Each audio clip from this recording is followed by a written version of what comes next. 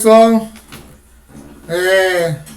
tivemos problemas técnicos aí na internet. Vou gravar essa aula e aí vou disponibilizar para vocês no Teams e lá no grupo do WhatsApp e no YouTube também, lá no meu canal, beleza? Então aperta o sininho lá, hein? Então vamos lá, vamos dar início aí. Hoje a gente vai falar sobre nutrição foliar, tá? A gente falou da absorção iônica radicular e agora a gente vai estar falando sobre a nutrição foliar, que a planta também, além de absorver pela raiz, ela faz a absorção pela folha também, tá?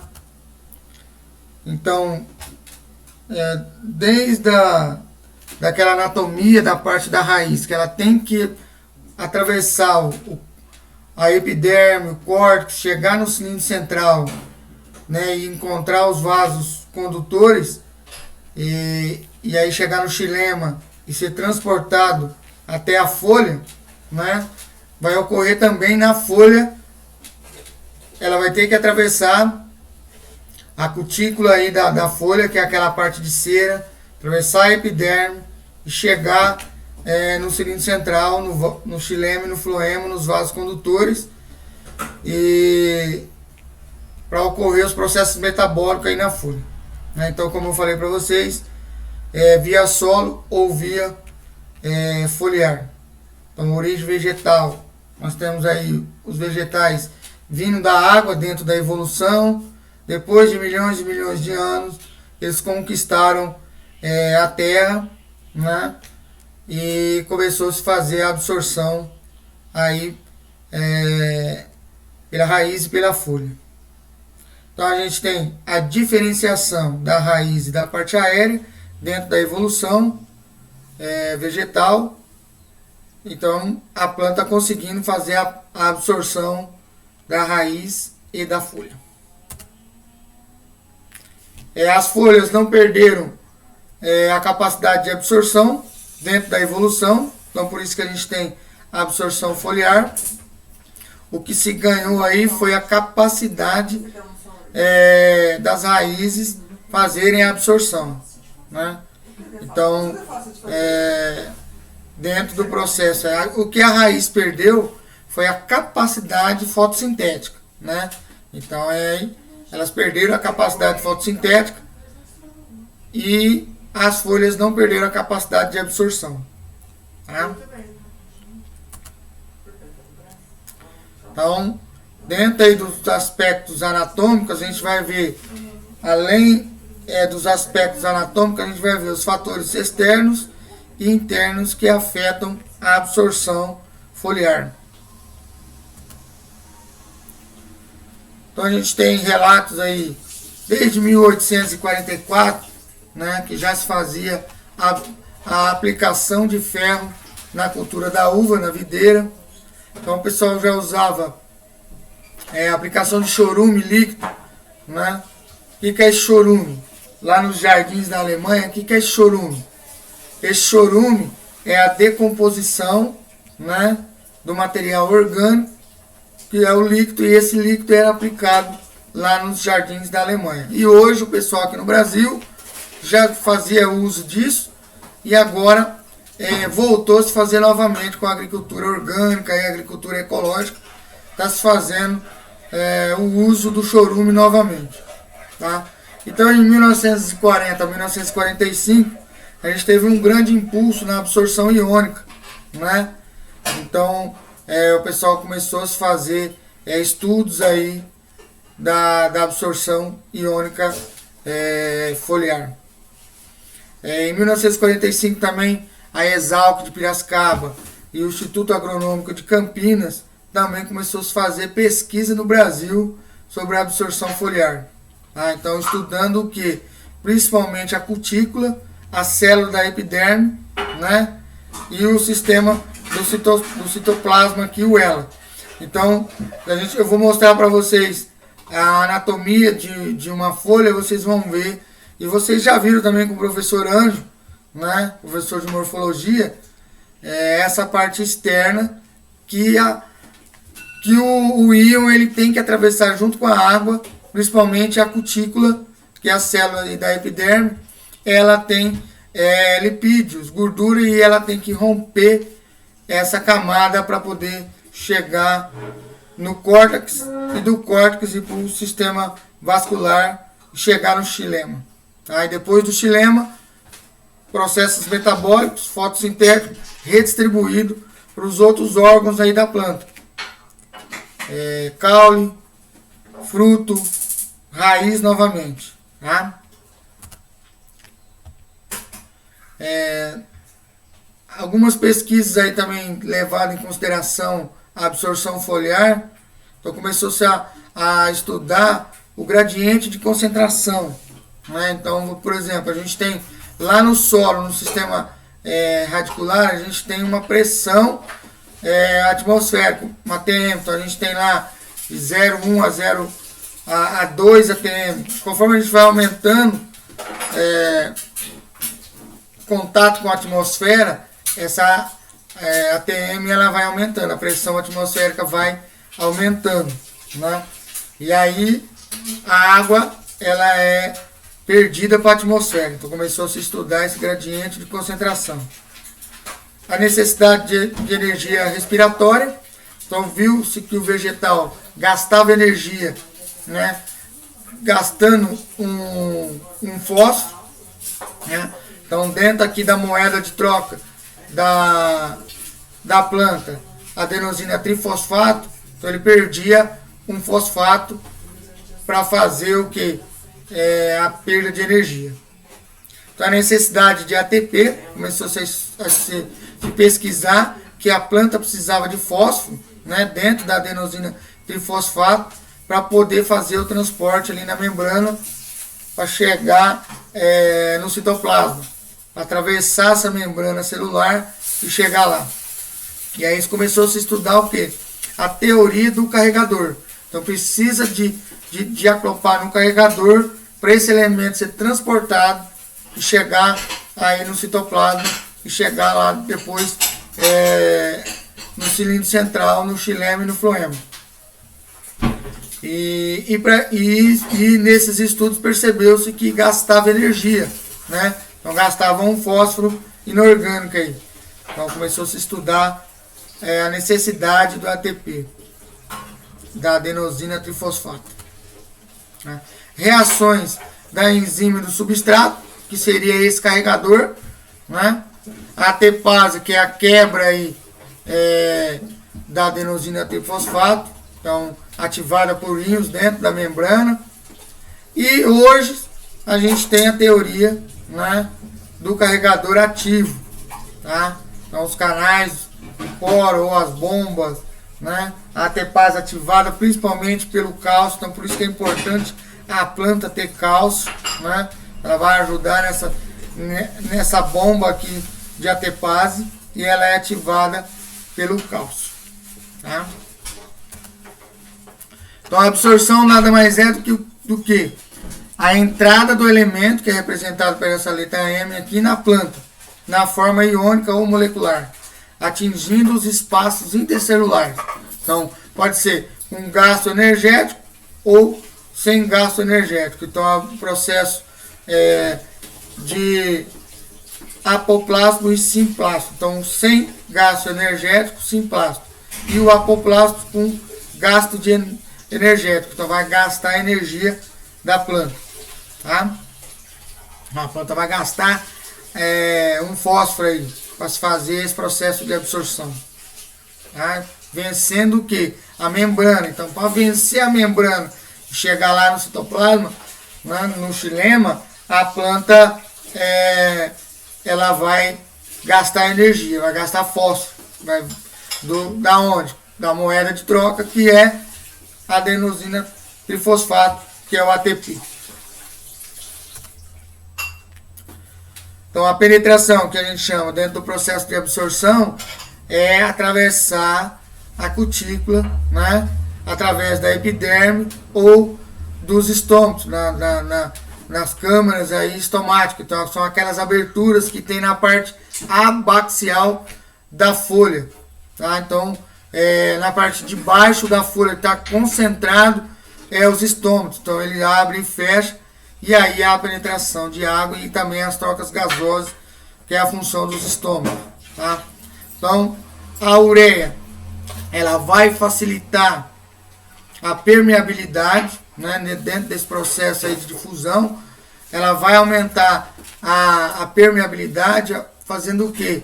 O afrouxamento das ligações químicas dos componentes da cutícula. Então é interessante, na hora de se fazer uma adubação foliar, utilizar a ureia, porque ela vai afrouxar as ligações da cutícula, que é essa camada de gordura que tem na superfície da folha, e aí a água e os nutrientes conseguem penetrar com mais facilidade. Então é interessante estar utilizando aí a ureia, né? Então, por isso que na maioria das vezes, quando vai fazer a aplicação de herbicida, você usa a ureia.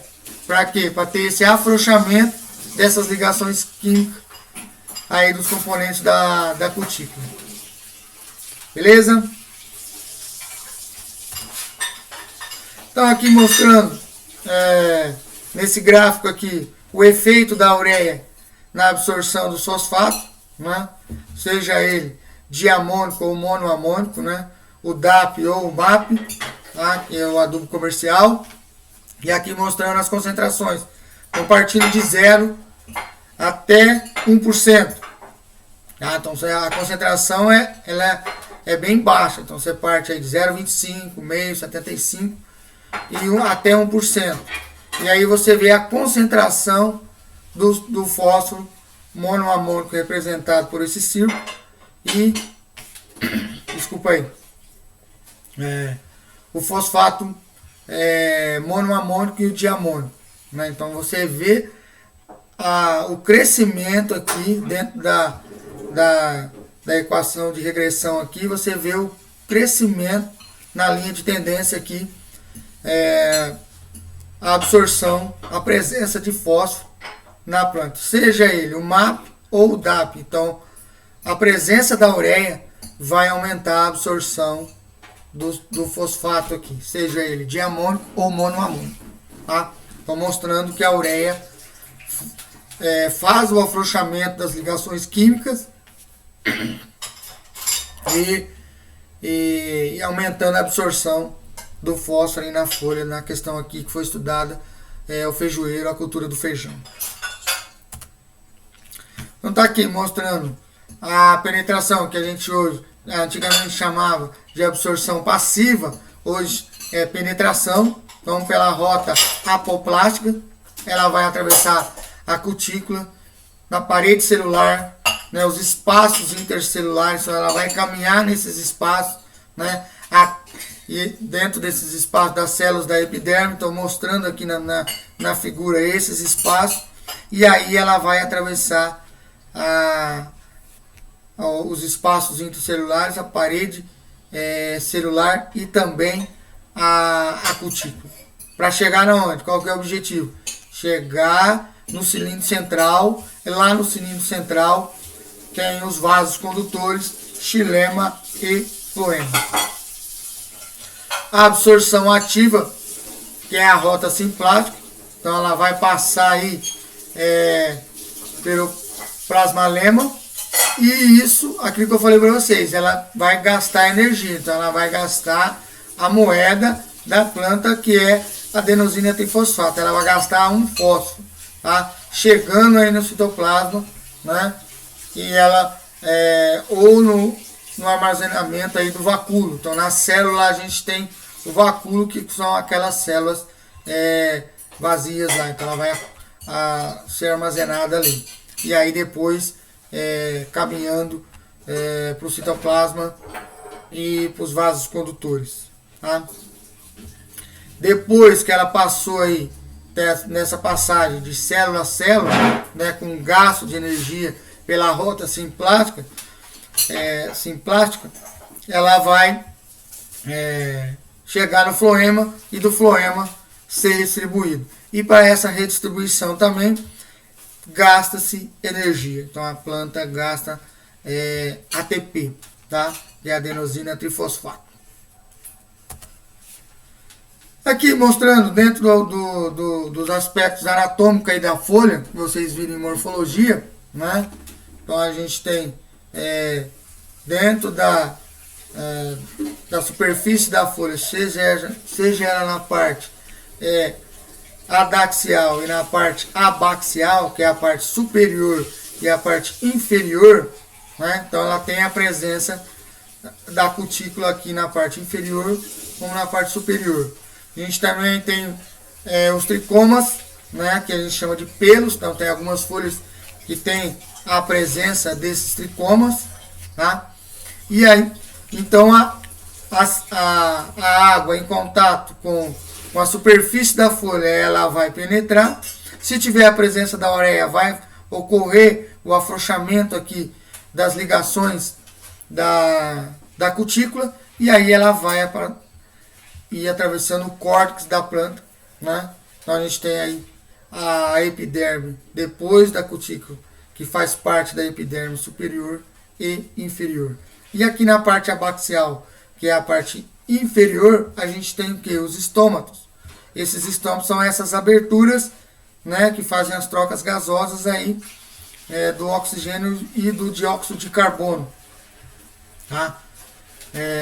E também a água vai penetrar por aqui, vai entrar em contato com a célula até chegar na onde? Aqui no cilindro central, que no caso na folha são as nervuras, tá? Então a gente tem as nervuras central e as nervuras laterais aí da folha.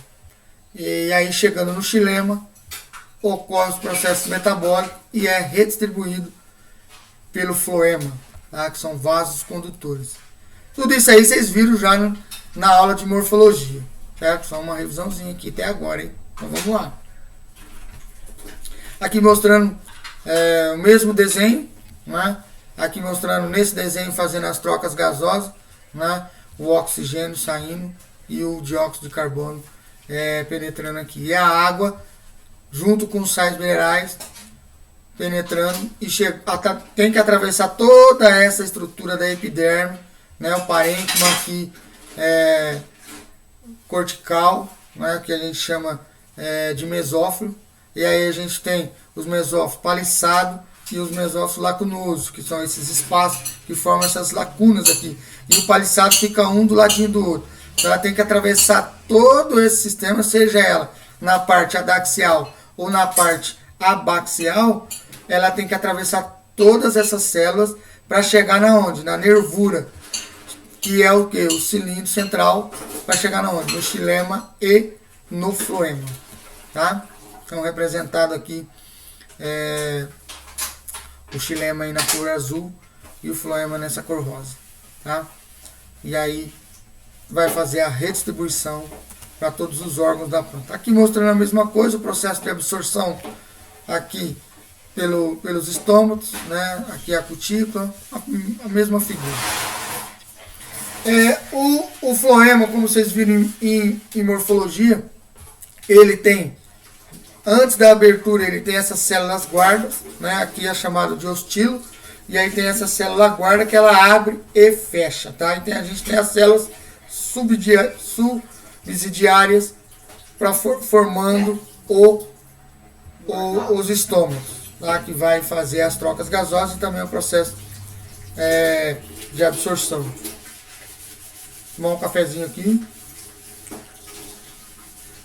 Tá bom, hein, galera? Vamos lá. Dentro dos fatores externos e os fatores internos que vão influenciar o processo de absorção, a gente tem, dentro dos fatores externos, a gente tem o ângulo de contato, temperatura e umidade, concentração na solução e a luz, tá? Então, vou mostrar aqui para vocês o contato, né, o ângulo de contato. Então, a folha ela pode estar assim, então ela vai a água que vai chegar, dependendo do ângulo de contato, ela vai ter um tempo maior de contato com a folha para ocorrer o processo de absorção, ou ela vai ter um tempo menor, tá? E para isso, para ela ter esse tempo maior de contato aqui, a gente precisa de colocar alguns produtos que vai aumentar o contato com a solução da folha, né? Então, os sulfactantes, ele aumenta o contato da solução com a folha. Os espalhantes, né? Os detergentes, ele vai fazer o quê? Então, o nome já fala, espalhar, e o sulfactante vai aumentar o contato.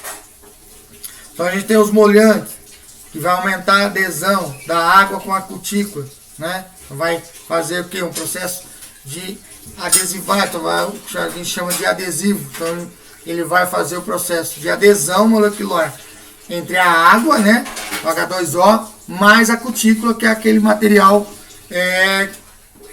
que tem a presença aí de lipídios, gorduras e ceras, tá? Então, os umectantes, que vai fazer o quê? Dificultar a evaporação da água, porque dentro da atmosfera, vocês viram, que vai perder, dependendo da temperatura e da pressão atmosférica, da umidade relativa do ar, a água vai evaporar. Então a gente coloca esses materiais aí para evitar a evaporação da água. Os dispersantes, né, como o nome já diz, ele vai estabilizar principalmente as suspensões dos fertilizantes químicos aí, de pó molhável.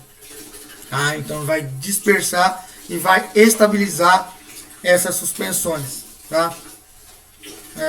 E as emulsões, que também vai estabilizar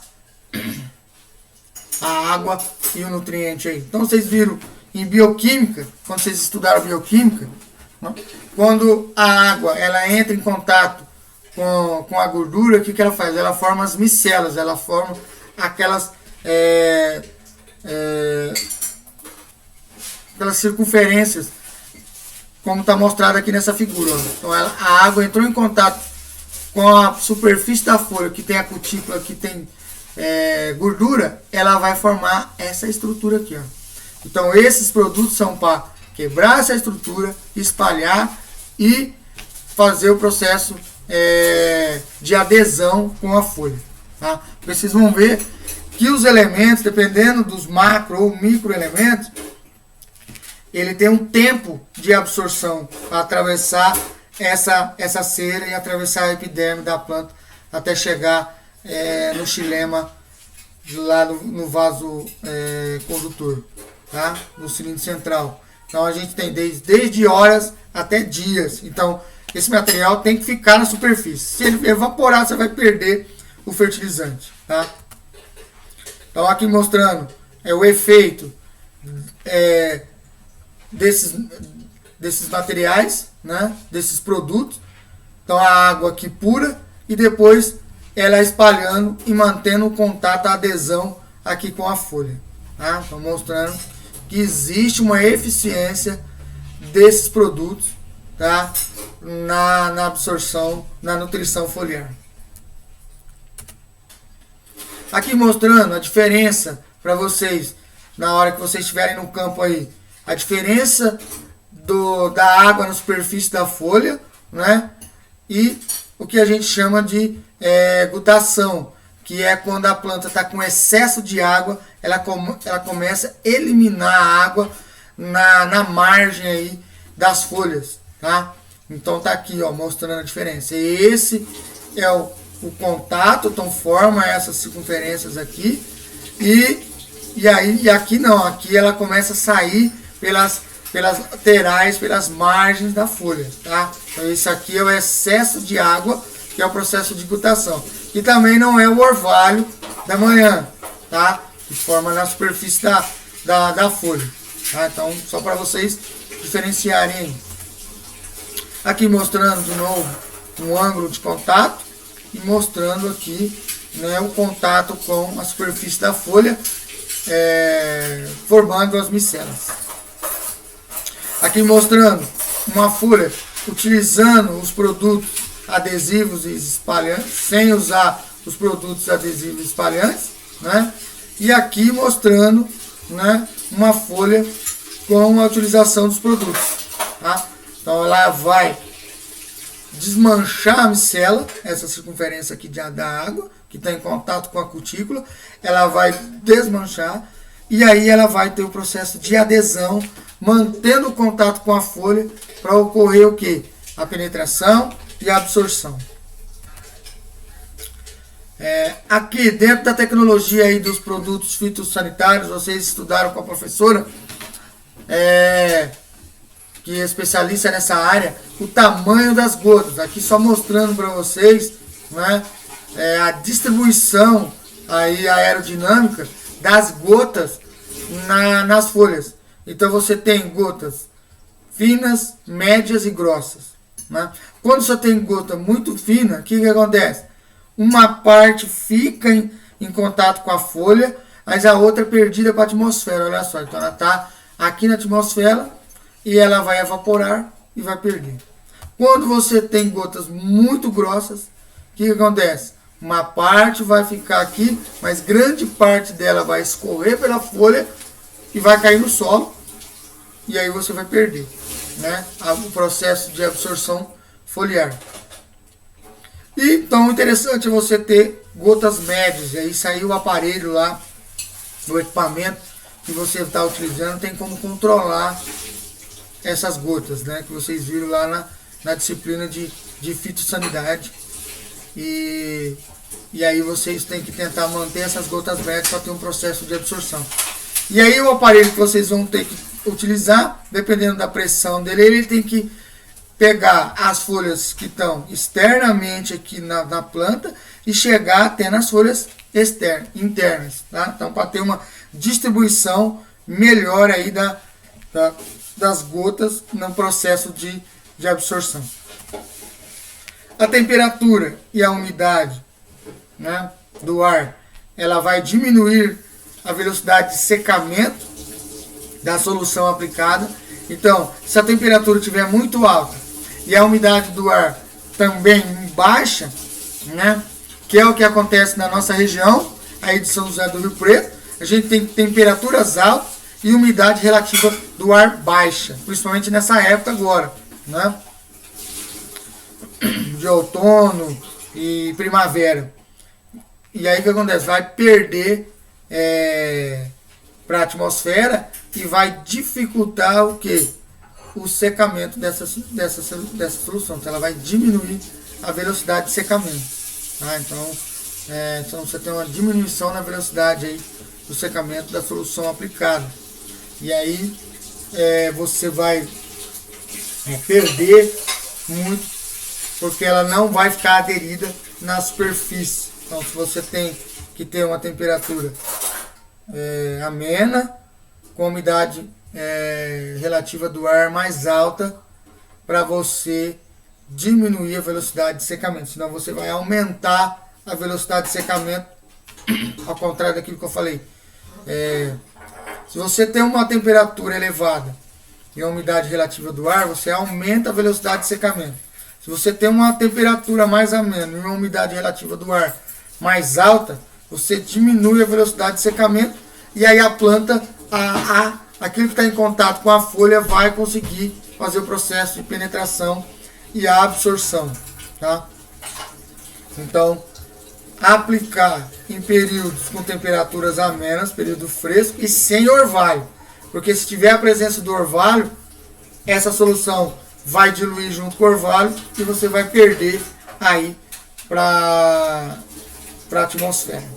Tá? Então, na hora de fazer a aplicação, temperaturas amenas e umidade relativa do ar um pouco mais alta, para você não ter tantas perdas aí.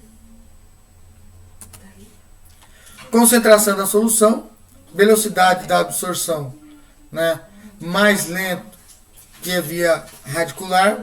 Então a gente tem aí o sistema radicular sendo um pouco mais rápido no processo de absorção. O efeito salino, principalmente do herbicida, a concentração vai impedir que os elementos aí penetrem na folha, e aí dificultando o processo de absorção. Tá? A composição da solução, velocidade da absorção e transporte difere entre elementos. Então a gente tem os elementos, eles têm elementos imóveis, parcialmente móveis e móveis. Então a mobilidade desses elementos aí vai dificultar aí a velocidade de absorção e transporte. Então tá aqui. A mobilidade também depende da fonte do nutriente. Então a gente tem lá o exemplo do nitrogênio. Então a gente tem o nitrogênio amídico, que é a ureia que a gente conhece, né? O nitro, que é o nitrato, e a fonte amoniacal, que é o amônio. Então a gente tem lá um amídico maior que o nítrico e o nítrico maior que o amoniacal no processo aí de absorção, tá? É uma alta velocidade de absorção da ureia, né? Então ela pode aumentar aí a atividade da urease nas folhas e aí fazer o quê? Que a planta ela vai ter o quê? Toxidez, e aí tendo toxicidade aí na folha. Então por isso que a ureia você tem que dar uma regulada na concentração que você está aplicando, porque senão ela pode se tornar tóxica à planta, tá? Por causa desse processo que ela é bastante móvel, então a mobilidade dele vai aumentar, porque ela é maior, uma das maiores aí, e aí vai dar toxicidade à planta, tá? No caso da ureia. E a ureia também é aquilo que a gente falou para vocês, né? Dentro da difusão facilitada, ela vai aumentar a permeabilidade. Então, o afrouxamento das ligações químicas dos componentes da cutícula, que a gente já explicou para vocês. Dentro da velocidade de absorção aí da folha, aquilo que eu falei para vocês, que a gente vai ter processo de absorção dos macro e dos micronutrientes, né? De horas até dias. Aqui o tempo de absorção para 50% da absorção. Então olha só, a ureia ela vai de meia hora até 36 horas para ocorrer 50% da absorção. O fósforo ele vai de 1 a 15 dias. O potássio de 1 a 4 dias. O cálcio de 10 horas a 96 horas. Tá? E os micronutrientes, todos eles, né, chegando aqui de 1 dia até 20 dias para ocorrer a absorção. Então, se você não usar aqueles produtos que vão espalhar e vai fazer o processo de adesão na folha, a aplicação foliar vai ser perdida. Então, para manter ele em contato com adesão e espalhar para ocorrer o processo de absorção. E lembrando, a temperatura também influencia no processo de absorção. Tá? Na nossa região, que a gente tem temperaturas altas e umidade relativa do ar baixa, né? Então é complicado de manter essa umidade na superfície da folha, manter esse líquido na superfície da folha, né? A absorção foliar. Tá? A composição dentro aí da solução, o íon acompanhante altera a velocidade da absorção, né? Então, se você tem aí magnésio e nitrato, né? Então vai ser maior absorção do que cloro, maior da absorção do que fosfato. Então você tem aqui magnésio com nitrato, vai ocorrer uma maior absorção do magnésio. Se você tem magnésio com cloro, vai ser menor do que nitrato. Né? Se você tem magnésio com sulfato, vai ser menor do que o cloro e menor do que o nitrato. Tá? O antagonismo é essa inibição competitiva dos micronutrientes catiônicos, né? Então eles são antagônicos, então vai ter uma inibição dos micronutrientes, principalmente os catiônicos, né? Que são de cargas positivas. A inibição não competitiva, então você tem boro versus zinco, né? Que não vai ter. E o sinergismo, que é o magnésio com o fósforo, que aí tá aumentando aí o processo de absorção. Então, dependendo do íon que está acompanhando, né, do elemento aí, você pode ter uma maior absorção ou uma menor absorção. Tá? Os efeitos da fonte de zinco, né? Na absorção de nutrientes. Então, pegou-se aí, foi pegando as fontes de zinco comerciais aí que a gente tem, para ver o índice de absorção, né? A porcentagem aí de absorção. Então a gente pegou lá, testemunho, que não usou zinco, teve um índice aí de 46%. Utilizou-se sulfato de zinco, tá?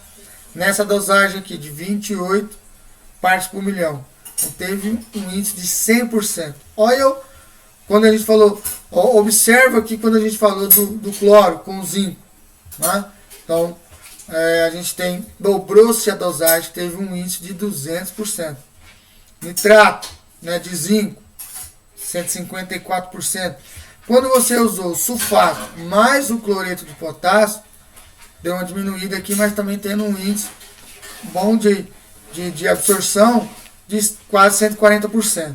Então, mostrando que as fontes, né, do elemento também influencia, né, porque você tem sulfato, cloreto e nitrato dentro dessa fonte aí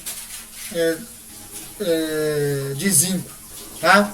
Então há o efeito aí das fontes, porque vai acompanhar dentro daquele íon acompanhante, você vai ter aqui sulfato, aqui cloreto e aqui nitrato, tá? E aqui no caso fez a associação dos dois, do sulfato e do cloreto, e aí veio o potássio junto, tá? Luz, né? Então, dentro da fotossíntese a gente tem o que? O processo de respiração. E dentro do processo de respiração, a planta gasta energia, né? Então ela vai gastar o que? Adenosina trifosfato, que é o ATP, tá? E aí você vai ter o que? A permeabilidade das membranas versus abertura estomática. Então, se você tem a presença de muita luz, né? Os estômatos vão se fechar, tá? Se você tem pouca luz, os estômatos vão abrir, também vai depender da umidade relativa do ar, tá? Então, mas dentro do processo fotossintético, na presença de luz, a planta, ela tem o que? Vai gastar energia na forma de respiração. O pH, que é um outro, tudo isso aqui a gente está falando de fator externo, hein? No processo de absorção. O pH também influencia na disponibilidade, né, dos elementos aí. Então lá, porcentagem de N aplicado, recuperado na planta, na cultura de algodão, em função do que? Do pH da solução e o tempo de absorção. Então tá aqui, ó, né? Conforme você tem um aumento aqui do pH, né, e dentro do tempo de absorção, você tem um aumento do N recuperado, tá? Então se você tem aqui um pH 4, olha só, uma diminuição. Se você tem um pH 6, você tem um aumento no processo aí de recuperação e aumentando o que? A absorção dos elementos. Então, falando o quê? Que o pH na solução, ele vai disponibilizar o elemento e a planta vai absorver, né? Vai ter um processo de absorção maior, tá? Então, aumentando aí o processo de absorção. Beleza? Vamos para o próximo. Aqui mostrando as relações lá entre luz, temperatura e pH. Então o pesquisador aqui, ele pegou alguns fatores que vão influenciar a absorção. No caso aqui do microelemento do zinco, nas folhas, né? Pelo processo, na cultura do café. Então aqui ele colocou tempo, né? De 0 até 60 minutos, 1 hora. E aí ele analisou o processo de absorção, tá? Então, o índice de absorção aqui, partindo de 0 até 100%. E aí ele fez o quê? Ele pegou aqui luz, né? Então, luz para a planta, com 30 graus e pH 6. Olha só, maior processo de curva de absorção. Tá? Aí, o que o pesquisador fez? Presença de luz com 30 graus, pH 6, mas aí ele pegou e aí adicionou boro e cobre. Lembra do íon acompanhante? Já deu uma diminuída na curva de absorção. Né? Tá aqui, ó. Estão chegando até 100%. Aqui vai estar em torno de 40%. Se você pegar aqui, quase 45%, 50% de absorção. O que ele fez? Tirou a luz e deixou só a temperatura de 30 graus e pH 6. Reduziu o processo de absorção aí para 30, 25% de absorção. Então a curva diminuiu, ó, sem luz. Então, mostrando que a luz influencia no processo de absorção. Tá? Então, tem que ter luz para ocorrer o processo fotossintético. Tá? E aí ele pegou e fez o quê? Manteve a luz com 30 graus, mas diminuiu o pH para 3%. O que aconteceu? Diminuiu o processo de absorção. Estou mostrando que o pH, a temperatura e a luz influenciam no processo de absorção foliar, no caso aqui do elemento zinco, na cultura do café. Tá? Estou mostrando aqui que a luz, a temperatura e o pH influenciam, ó, chegando a cair na quase aí, pegar o pico aqui, dá 10% só de absorção. Né? Comparado com essa curva aqui, que tem pH 6, temperatura de 30 graus e luz, há um processo maior de absorção. Tá? Estou mostrando que a luz, a temperatura e o pH influencia no processo de absorção foliar. Agora vamos falar um pouco de fatores internos. Tá? Fatores internos, umidade da cutícula, caminhamento, né, do nutriente na fase passiva, que a gente chama hoje de penetração. Né? Então, dependendo da umidade dessa cutícula, né, vai ter um caminhamento. Então, se tiver presença de água ali já, um afrouxamento ali dos componentes da cutícula, vai ter a penetração, a fase passiva, vai ocorrer a penetração melhor. Então, a superfície da folha, na parte inferior, na parte abaxial, né, a gente tem a presença do que? Dos estômagos. E aí a folha vai abrir, e aí na parte inferior a gente vai ter esses estômagos, e aí ele vai entrar em contato na parte interior da folha, e aí vai ocorrer o processo de penetração. Idade da folha, desenvolvimento da cutícula. Então, olha só, conforme a folha vai ficando mais velha, vai aumentando a cutícula. E aí o processo de absorção é influenciado pela presença da cutícula, que é essa camada mais espessa de gorduras, ceras e lipídios aí. Tá? Então, a idade da folha também influencia o processo de absorção. Estado iônico interno. Quanto maior, né, a concentração do nutriente na folha, maior será a dificuldade de absorção de novos elementos. Então, quanto mais concentração de elementos você tiver na folha, quanto maior a concentração de nutrientes na folha, maior será a dificuldade. Então, menor o processo de absorção de novos elementos. Então, quer dizer o que? A folha já está com alta concentração de nutrientes. Se você fizer a aplicação, não vai. Então, por isso que a gente faz análise foliar, para saber como é que está a concentração de nutrientes aí na folha, para você fazer a nutrição foliar, né? A fertilização aí, a absorção aí dos íons. Tá? Então, o estado iônico interno vai influenciar. Se tem altas concentrações, será dificultado o processo de absorção de novos elementos. Aqui mostrando a idade da folha, a espessura aí da cutícula né? Então você tem barreiras no processo de absorção e também menor fotossíntese. Por quê? Porque essa cutícula ela vai estar muito espessa, né? Ela vai estar dificultando a penetração aí dos raios solares para chegar aqui na folha e fazer o processo fotossintético chegar aí nos cloroplastos, tá? E na clorofila.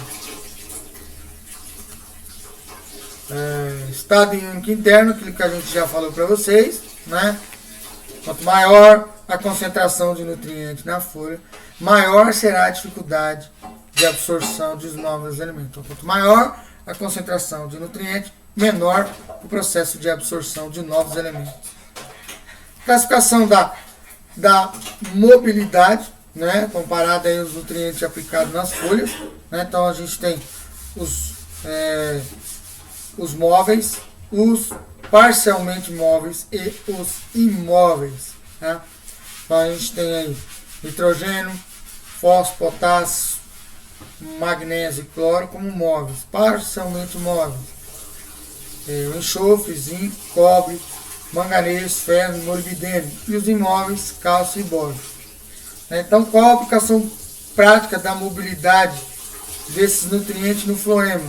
Então, se você tem eles imóveis, né, ou parcialmente móveis, como que vai ocorrer o processo fotossintético e ele vai ser redistribuído para os outros órgãos, né, dentro dos processos metabólicos aí.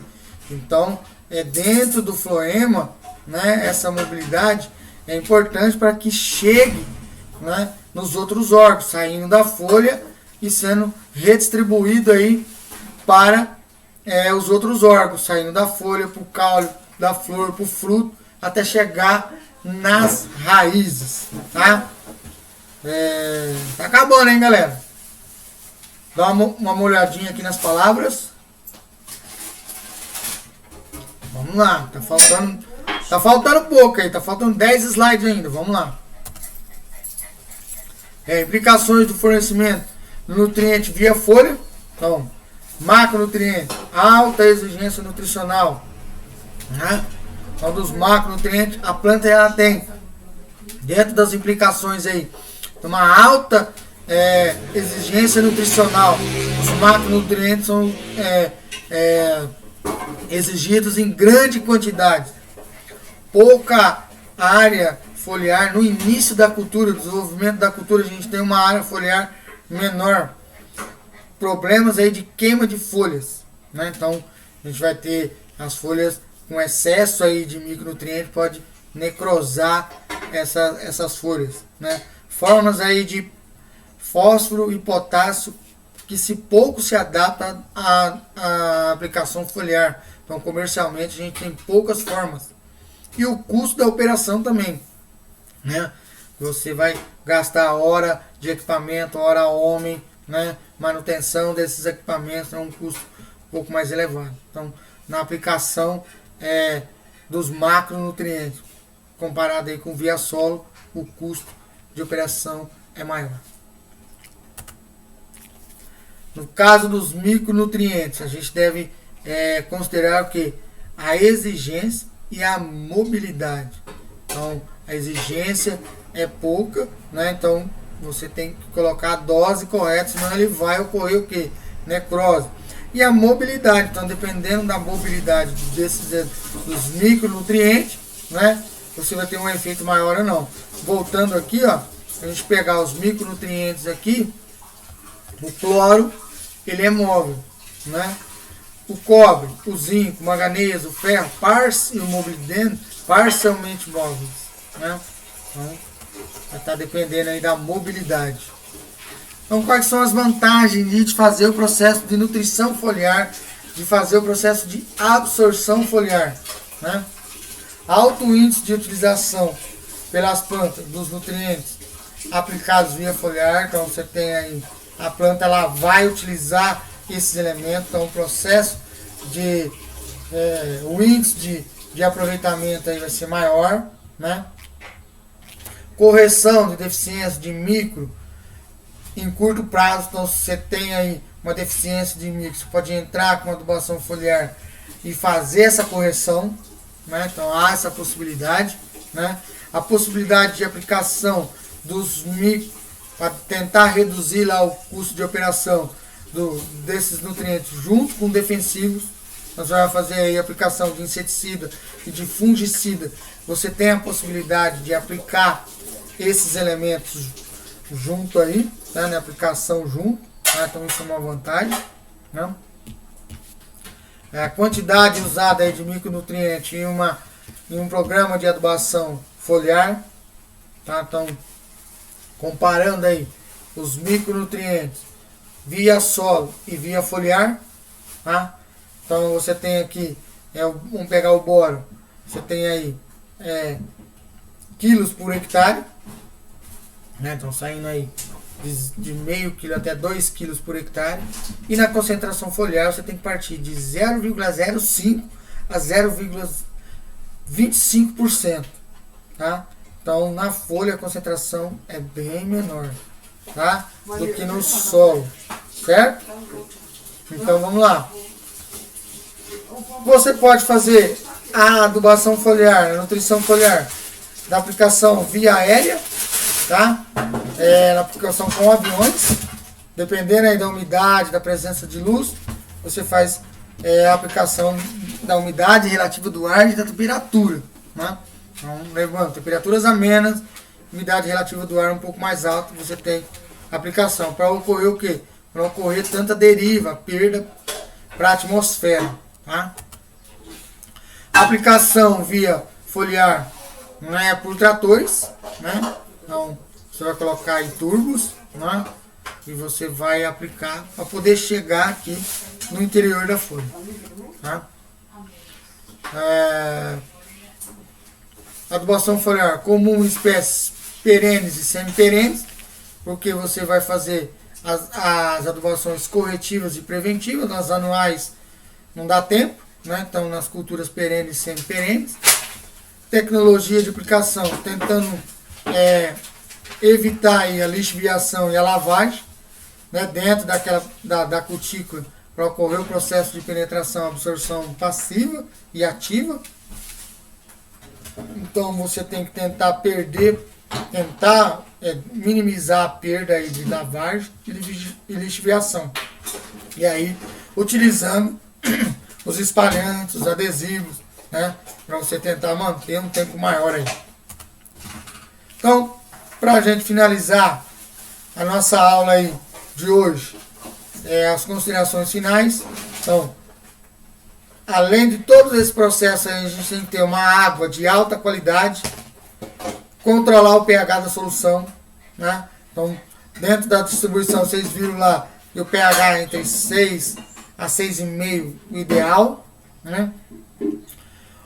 Dentro da adubação foliar não vai atingir a exigência, principalmente dos macronutrientes que são exigidos em grande quantidade, né? Então, e a dificuldade também de ter fórmulas aí de fósforo e de potássio para fazer o processo de absorção foliar. Em micronutrientes, a gente tem uma maior frequência, né? Dentro aí da tecnologia de aplicação adequada para você fazer a regulagem dos equipamentos, né? Horário adequado de aplicação e o uso de espalhantes, adesivos para você manter. Então você vai fazer o quê? Então o que você vai fazer? O processo de aumento de absorção, né? Com o uso desses espalhantes aí, tá? Então, para finalizar, a aplicação foliar não deve ser aplicada como regra na substituição via solo, mas sim como um complemento, principalmente dos micronutrientes, tá? Então, nos macronutrientes há uma dificuldade por causa da alta exigência dos macronutrientes, principalmente nitrogênio, fósforo, potássio, cálcio, magnésio, né? E o enxofre, que eles são exigidos em quilos por hectare, tá? Então, e na adubação de micronutrientes você vai fazer um complemento, tá? Uma adubação corretiva e preventiva aí na adubação foliar. Beleza, galera? Um abraço a todos e vai Corinthians! Tchau para vocês.